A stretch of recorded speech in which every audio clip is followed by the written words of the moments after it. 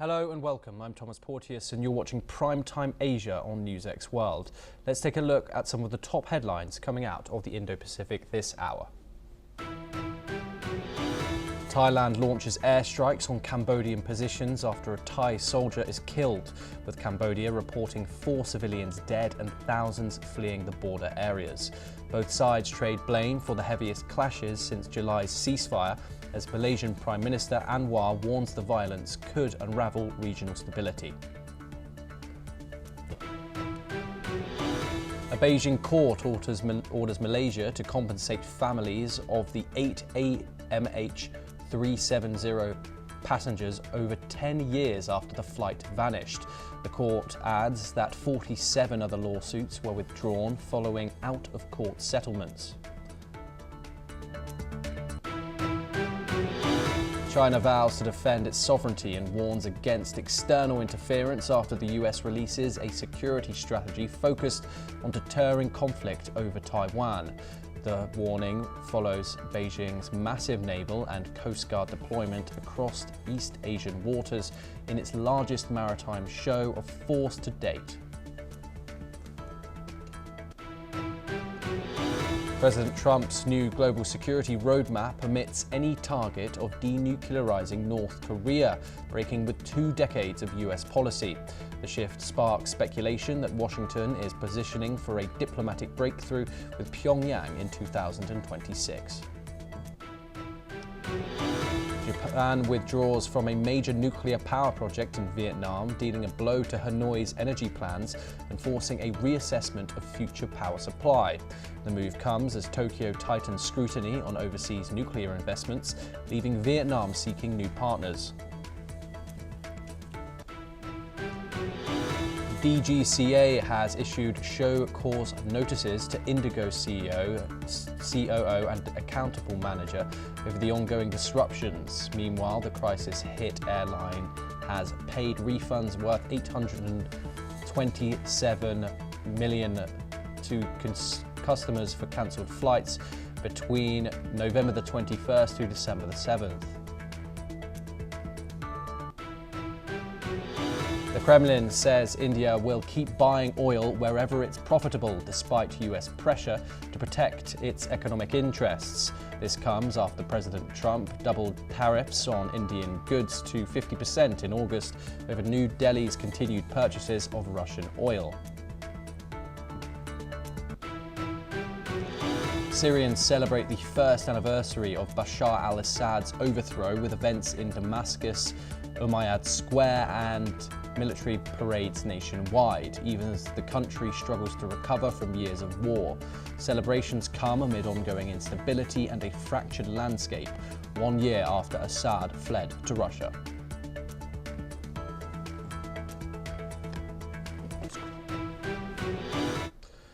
The DGCA has issued show cause notices to Indigo COO and account manager over the ongoing disruptions. Major disruption hits Indigo as flight cancellations continue across India. On 8th of December 2025, the airline confirmed it has formed a crisis management group on the 4th of December during its first board meeting to handle the ongoing operational crisis. Indigo announced it is working to restore full operational integrity, expedite refunds and rescheduling, ensure timely flow of information and return passengers' baggage. The Indian Union Minister of Civil Aviation, Ram Mohan Naidu, acknowledged the difficulties faced by passengers over the past few days and warned that strict action will follow. He emphasized that any non-compliance in civil aviation would attract severe consequences to set an industry-wide example. The cancellations are widespread. Delhi's IGI airport reported 134 Indigo cancellations, Bengaluru's Kyle saw 127, and Hyderabad's RGIA registered 77 flight cancellations today, affecting arrivals and departures. Passengers are advised to check flight status and coordinate with the airline for updates. We're now joined by Captain Anil Rayal, the General Secretary of Alpha India designed examiner A320. Thank you very much for joining us here on the programme. This has been going on for days now. What more can you tell us, Captain Rao, about the developments today and when these disruptions will end and if accountability will come to fruition? Yeah, thank you for having me over here. And yes, I have also been following up what the Honorable Minister, Mr. Naidu, has spoken on the floor of the Parliament, where he has said that the disruption will be resolved as soon as possible, and they're doing everything to do that. And there's a support of the minister and the DGC as well. So we, being the Airline Pilot Association, had a meeting with the minister and told him that, of course, they asked us for our assistance in whatever way we can do. We gave our assurance for all the assistance, but we have categorically mentioned and exhibited that we do not agree with the decision of giving dispensation, as the FDTL was made for safety of people and nothing else. Now, coming to the point as to why this disruption has happened with Indigo is more than what meets the eye. They are saying software glitches, planning problem, miscalculation, crew shortages. So there is no one reason why this has happened. If these reasons have happened, why are they not being told in open as to what exactly the situation? Coming to the point that they have been given dispensation, is itself is not correct in its spirit, because they were given all the other airlines, other operators don't have a problem. It's why that only Indigo has got this issue, and it cropped up to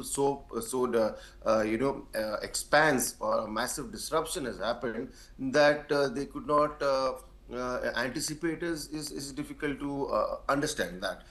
So we have said that if dispensation has been given, why is it being given selectively on select rules and clauses and to one operator? This sets a precedence that tomorrow any other airline can come in, or operator can come and say, oh, we had this glitch problem or that problem, and give us a dispensation on these clauses.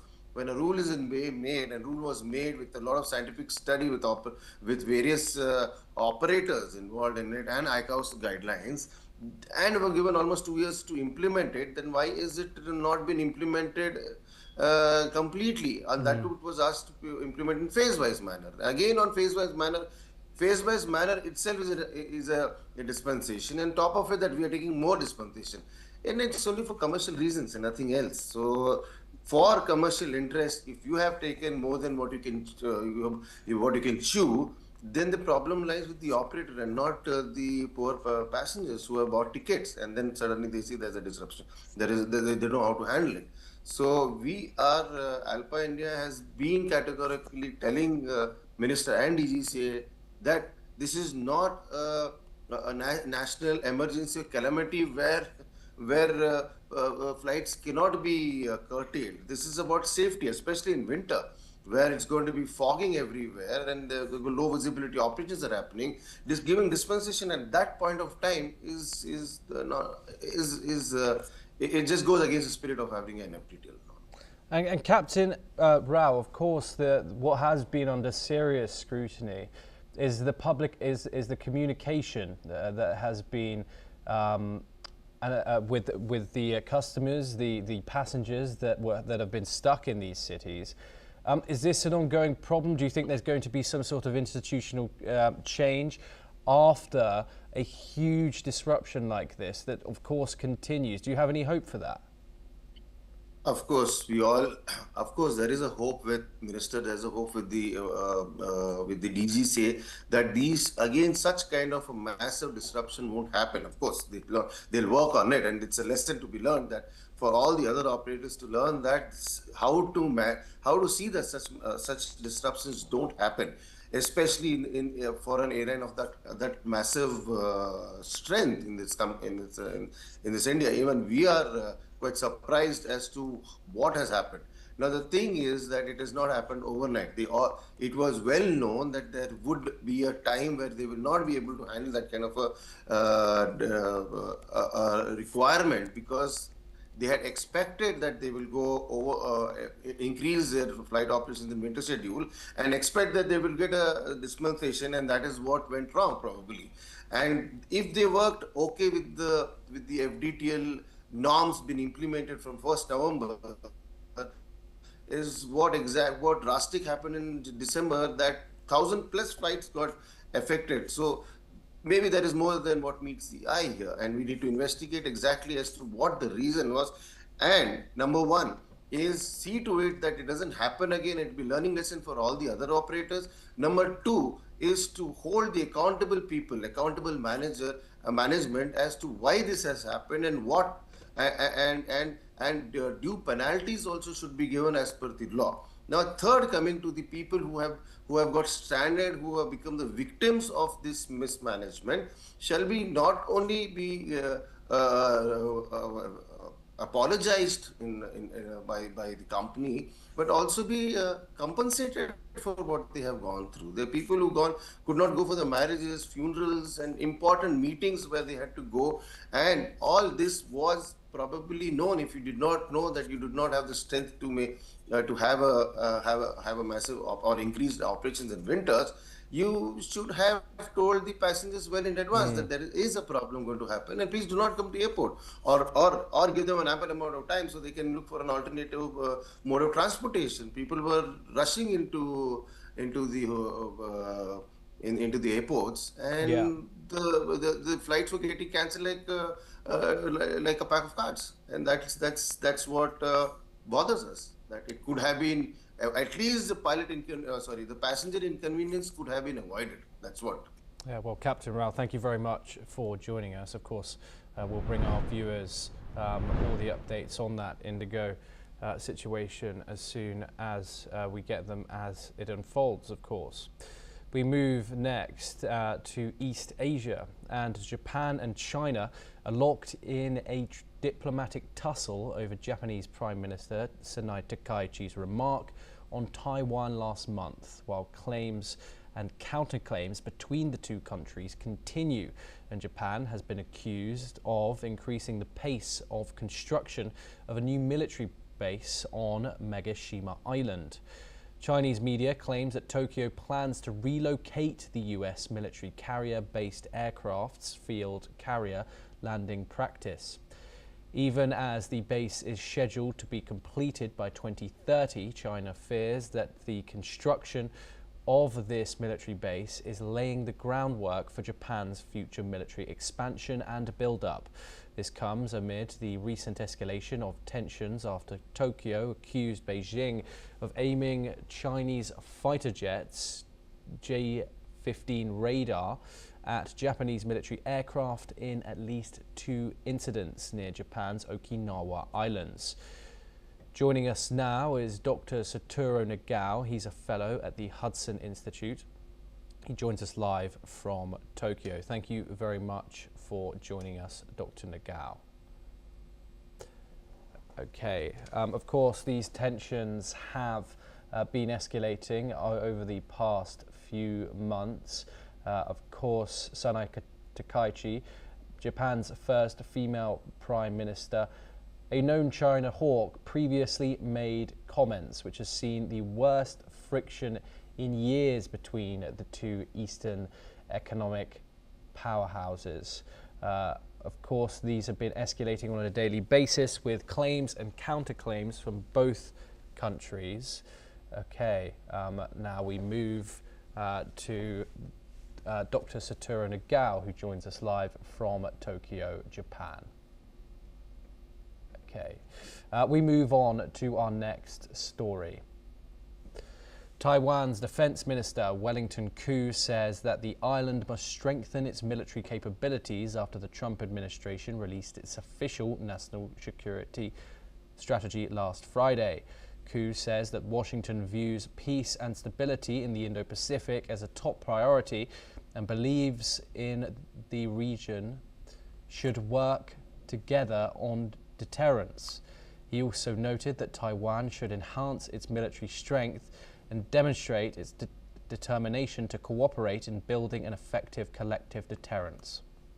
China views Taiwan as its own and Beijing has never renounced the possible use of force to bring Taiwan under its control. China also has vast regional claims, including territory in the almost entire South China Sea, which are disputed by many of its smaller neighbours. Okay, Dr. Nagao joins us once again. Okay, we move. 美国认为要协同贺阻，然后避免再有任何这个危害这个单面的危害区域和平稳定现状的这样子的一个基本的核心价值。那作为他们最优先考量的事项，印太区域这个周边国家来协同产生一个有效的一个集体的贺阻。是美国所急于要推动，让我们台湾也要强化我们自我防卫的能力跟决心。Okay, Dr. Nagao joins us now.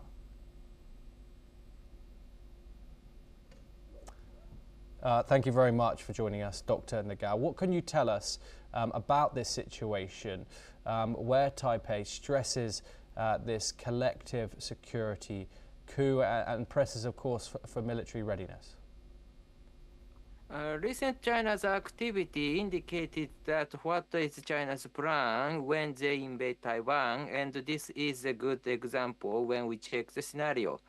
Because China deployed aircraft carrier in the Pacific side, but to deploy the Pacific side, they need to cross the southwestern island of Japan, and this time China's aircraft carrier running East China Sea side of Okinawa and crossing the southwestern island just south of the Okinawa island, and the eastern side of the Okinawa they are running to north to Japan.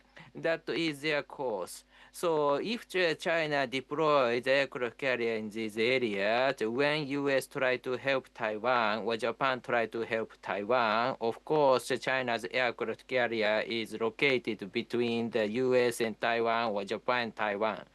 So that's why in the wartime, of course, US and Japan can think it. But if this is a deployment to making pressure Taiwan in the peacetime, it is not easy to destroy this aircraft carrier battle group.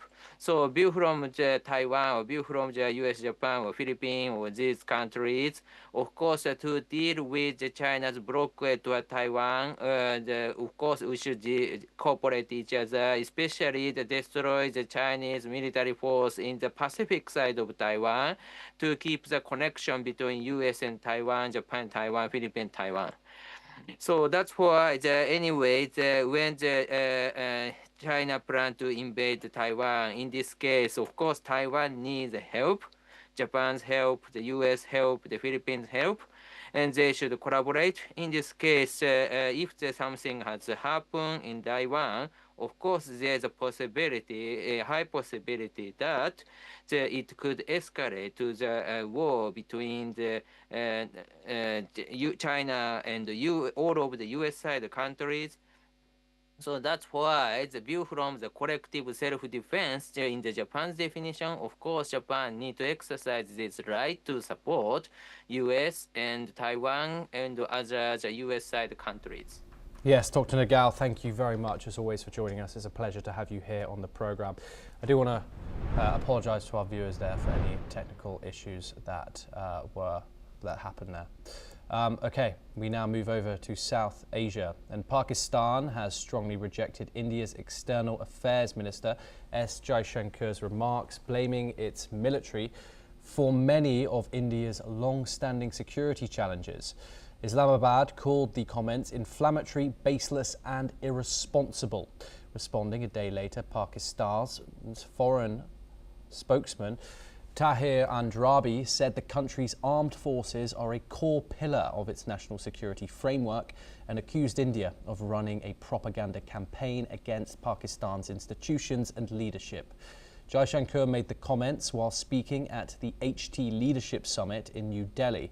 linking India's security problems to Pakistan's military establishment and its alleged backing of terror groups. He emphasised India's accountability-driven approach, saying comparisons with Pakistan's were unfair. The exchange follows Operation Sindoor, which was launched on the 7th of May and had targeted terror infrastructure in Pakistan and Pakistan-occupied Kashmir after the attack in Pahalgam that killed 26 civilians. The four-day military exchange ended on the 10th of May after both sides agreed to halt operations. According to India, the strikes destroyed or damaged at least a dozen Pakistani military aircraft, including several F-16 jets. We're now joined by Major General Gigi Dwivedi, International Relations and Defence expert. Thank you very much for joining us here on NewsX World. It's always a pleasure to have you on the programme. What are your thoughts on Pakistan rejecting Jaishankar's remarks here?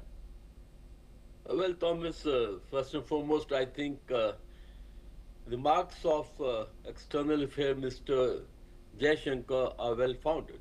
And when you go into the history of Pakistan and how the military has caused a serious security problem for India, I think these marks are very valid and legitimate.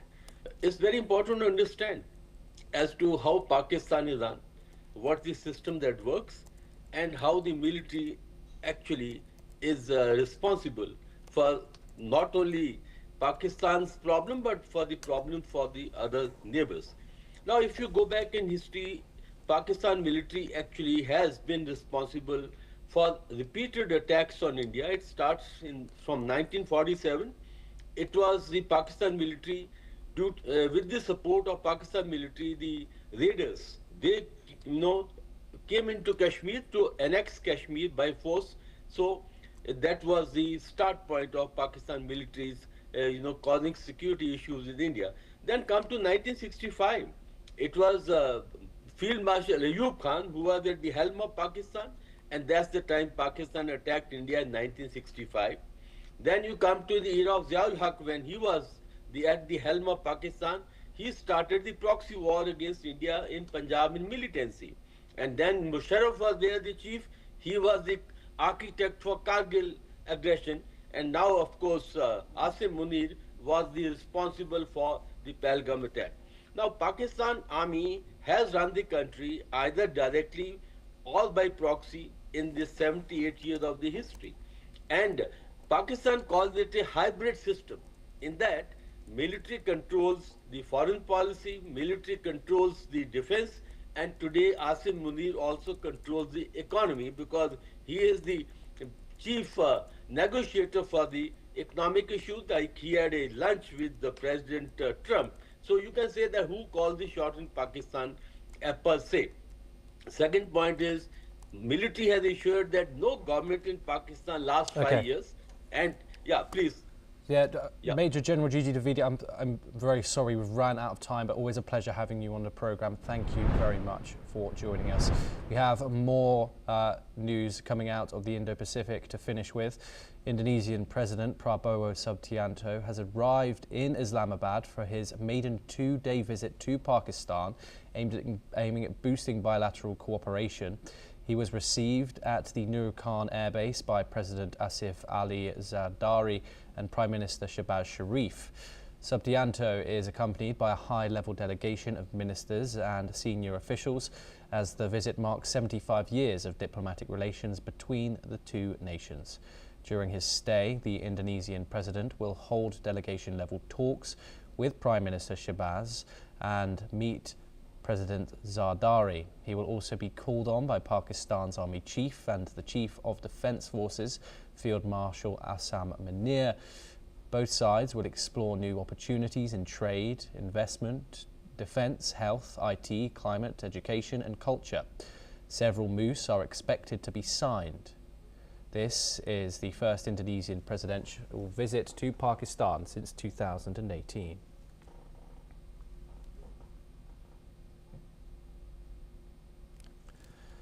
Now, our final story. The World Bank has said that Myanmar's economy is showing some signs of improvement, and its GDP growth is estimated to rebound to 3% in the next fiscal year. This is despite the challenges of a continuing conflict and the impact of the devastating March earthquake. In a report, the World Bank said the projected growth is driven by post-earthquake reconstruction and continued targeted assistance for the hardest hit areas. However, inflation is expected to remain above 20%. In June, the bank had projected Myanmar's economy to contract by 4.5% during the current fiscal year, which ends in March after a major earthquake that impacted more than 17 million people, which is 31% of the country's total population. According to the World Bank, direct damages to property and infrastructure from the 7.7 magnitude quake were initially estimated at $11 billion, or 14% of the nation's gross domestic product. Well, that's all that we have time for this hour. Keep watching NewsX World for more international updates.